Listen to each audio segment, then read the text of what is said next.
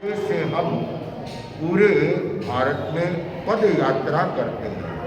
जैन मुनि पैदल विहार करते हैं, पद यात्रा करते हैं, गाँवों में जन जन तक पहुँचते हैं। और हमारी यात्रा का मूल जो उद्देश्य रहता है कि लोगों में अहिंसा, संयम, सौहार्द, तप, प्रेम, यह वातावरण बना रहे और वे अपने दैनिक जीवन में इनका आचरण करें। और उसके लिए समय समय पर हमारे यहाँ से कई तरह के कार्यक्रम आयोजित होते हैं। जैसे सौहार्द और समन्वय के लिए अणुव्रत आंदोलन के माध्यम से बहुत सारे प्रोग्राम किए जाते हैं। आचार्य तुलसी ने अणुव्रत आंदोलन का प्रारंभ किया था देश आज़ादी के कुछ वर्षों के बाद, और यह 75 वर्ष भी अणुव्रत आंदोलन को हो गए। जैसे हम अभी देश में 75वां अमृत महोत्सव मना रहे हैं, वैसे ही तेरापंथ धर्म संघ के आचार्य तुलसी ने आज से 75 वर्ष पहले अणुव्रत आंदोलन का प्रवर्तन किया था। माननीय प्रथम राष्ट्रपति डॉक्टर राजेंद्र बाबू अनेक बार उनके संपर्क में आए और उन्होंने आचार्य तुलसी से कहा कि हमें कुछ नहीं चाहिए, आप मुझे कोई भी चीज आशीर्वाद देना चाहिए तो वह यह दे कि मैं अणुव्रत का पहला समर्थक हूँ। डॉक्टर राधा कृष्ण उसके बाद में राष्ट्रपति बने। उन्होंने आचार्य तुलसी के साथ में सर्वधर्म सद्भावना के ऊपर बहुत कार्य किया।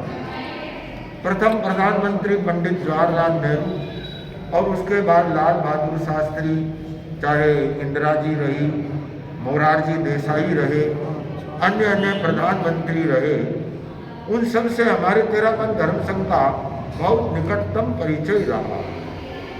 और आप लोगों को जानकारी मैं देना चाहूँगा, हमारे सम्माननीय और एक सशक्त प्रधानमंत्री नरेंद्र भाई मोदी जब गुजरात के मुख्यमंत्री थे और पूरे गुजरात में दंगे फैले हुए थे, उस समय में आचार्य महाप्रज्ञ जो आचार्य तुलसी के बाद आचार्य बने थे, उन्होंने अहमदाबाद में बहुत बड़े कार्य किए और आचार्य महाप्रज्ञ के प्रयास से वहाँ जो अवरोध आ रहा था रथ यात्रा का, वह दूर हुआ और हिंदू मुस्लिम के परस्पर में एक कहना चाहिए सौहार्दपूर्ण उसकी वातावरण बना था।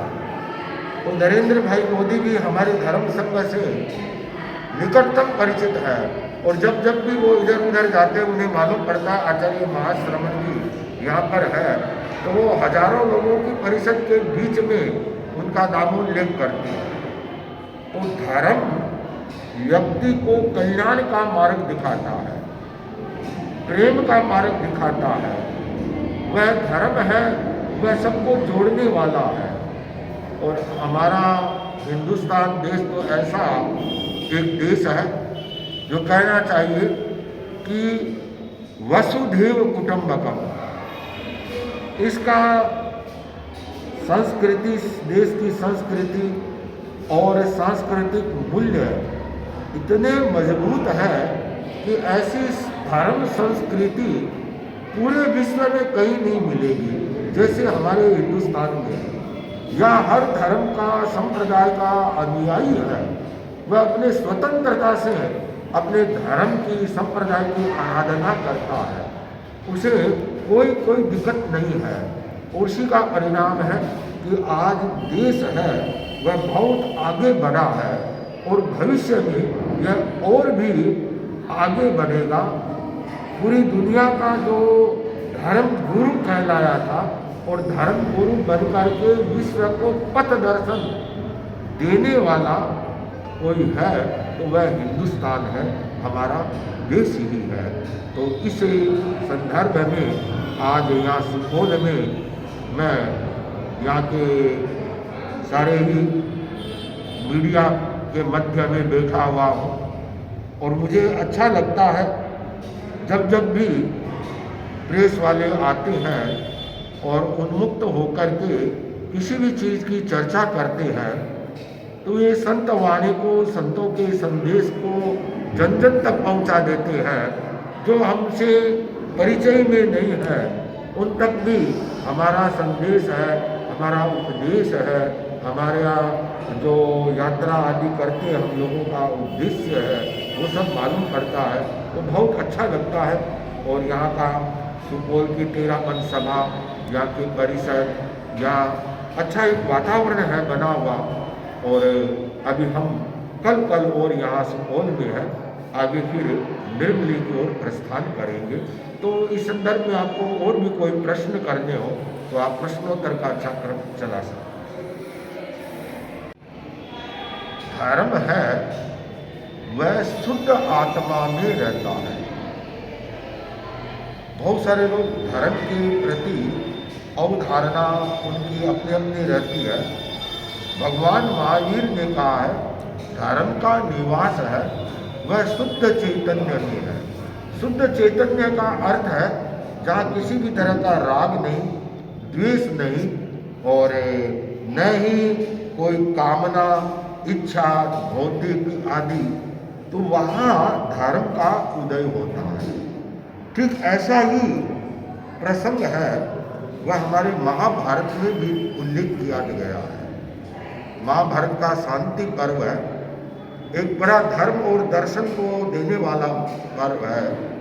तो वहाँ एक पूछा गया किम मुत्पद्यते धर्म किम धर्मो विवर्धते किम च स्थाप्यते धर्म किम धर्मो विनिश्यते। श्लोक में 4 प्रश्न पूछ लिए गए एक साथ में कि धर्म की उत्पत्ति कहाँ होती है, धर्म की वृद्धि कहाँ होती है, धर्म स्थिर कहाँ रहता है और धर्म का नाश कहाँ होता है। तो महाभारत के अगले श्लोक में कह दिया गया कि सत्येनोत्पद्यते धर्म दया दानैर्विवर्धते क्षमया स्थाप्यते धर्म क्रोध लोभात् विनिश्यते। कि सत्य से धर्म की उत्पत्ति होती है, दया और दान से धर्म बढ़ता है, क्षमा से धर्म स्थिर रहता है और जहाँ क्रोध और लोभ आ जाता है वहाँ धर्म का नाश होता है। मैं मानता हूँ कि जो भगवान महावीर ने कहा कि धम्मो शुद्धस्य चित्तहि, वही बात यहाँ पर कही गई है। वही बात आप गीता को उठाकर देखेंगे तो गीता में श्री कृष्ण महाराज ने इस बात को कही है। तो कहने का तात्पर्य जितने भी संत और संत पुरुषों की वाणी है वह आत्मा को स्पर्श करने वाली है, छूने वाली है। और उन वाणी को यदि जीवन में धारण कर लिया जाए तो व्यक्ति का जीवन है वह बदल जाता है। वह संसार में गृहस्थ जीवन में रहता हुआ भी अपने धर्म के माध्यम से अपने आत्मा का उत्थान कर सकता है। मेरा नाम मुनि रमेश कुमार, मुनि ज्ञानेंद्र कुमार जी स्वामी और मुनि आनंद कुमार जी। इस तरह हम वहाँ पर एक संतों का सम्मेलन होगा, मिलन होगा और 16 फरवरी को वहाँ पर हमारा मर्यादा महोत्सव का एक बहुत बड़ा फंक्शन होगा। तो वो उसका आयोजन हम वहाँ पर है। हाँ, हमारी यात्रा का जो उद्देश्य रहता है वह यह रहता है कि एक तो नशा मुक्ति, लोगों को नशा छुड़ाना और नैतिकता पर बल देते हैं, नैतिकता को अपनाना और परस्पर सौहार्द रखना। जितने भी हैं धर्म जाति के लोग सौहार्द से, प्रेम से रहे। ये 3-4 उद्देश्य हमारे